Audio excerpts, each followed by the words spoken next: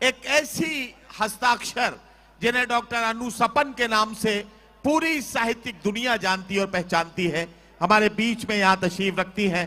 میں گزارش کرتا ہوں ڈاکٹر انو سپن سے کہ وہ اپنے ایک گیت کے ساتھ مائک پر تشریف لائیں۔ سمے کی اپنی بادھتائیں ہیں، سمے کی اپنی مجبوریاں ہیں۔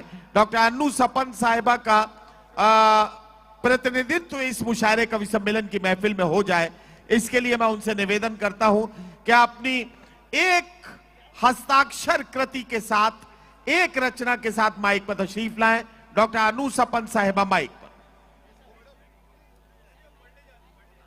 ہاں آئیے۔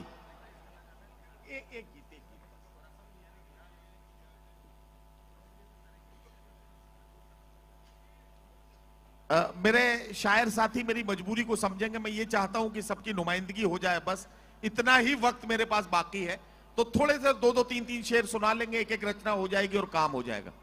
جی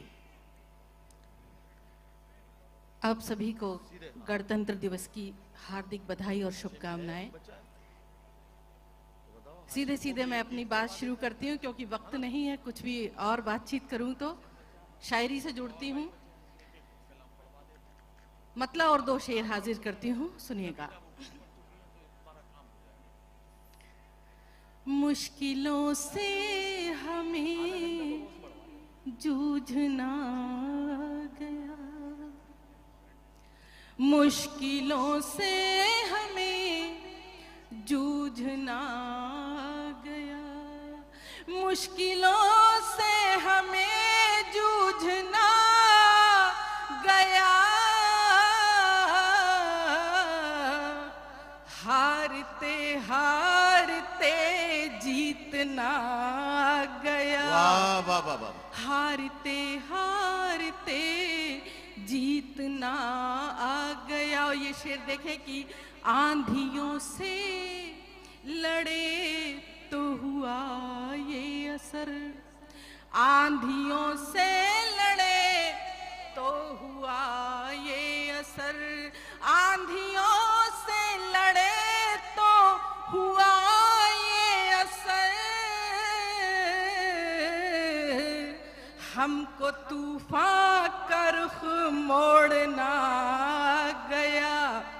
ہم شعر اچھا تھا لیکن آپ کی داد نہیں ملی، بہرحال میں پڑھتی ہوں۔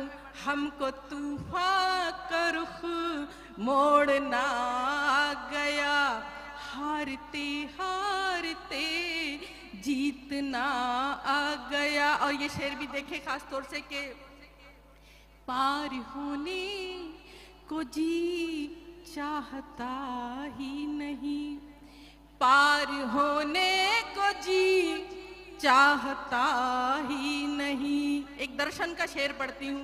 پار ہونے کو جی چاہتا ہی نہیں، پار ہونے کو جی چاہتا ہی نہیں، شکر ہے کہ ہمیں ڈوبنا گیا، ہارتے ہارتے جیتنا۔ بہت شکریہ، بہت شکریہ۔ دیکھیں اب اشاروں میں نظامت اسے کہتے ہیں کہ شاعر خود سمجھ جائے کہ اسے اب کیا کرنا ہے۔ ڈاکٹر انو سپن صاحبہ کا بہت شکریہ۔ آپ کا ایک اور چہیتا شاعر میرے پاس ہے، صرف نام پکاروں گا، نام کافی ہے، آپ کی تالیاں بتائیں گی کہ آپ ان سے کتنی محبت کرتے ہیں۔ میں بلانے جا رہا ہوں ہاشم فیروز آبادی کو، ایک خوب